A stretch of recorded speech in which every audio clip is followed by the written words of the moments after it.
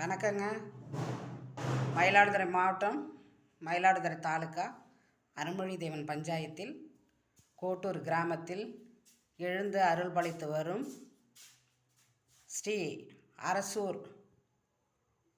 அரசூர் காளியம்மன் திருக்கோயில் மகா கும்பேஷகம் 8/2/2026 ஞாயிற்றுக்கிழமை அன்னைக்கு 10:30 மணிலேருந்து 12 மணிக்குள் கும்பேஷகம் நடைபெற இருப்பதால் அனைவரும் வந்து கலந்து கொள்ளுமாறு உங்களை பணிவுடன் கேட்டுக்கொள்கிறேன்.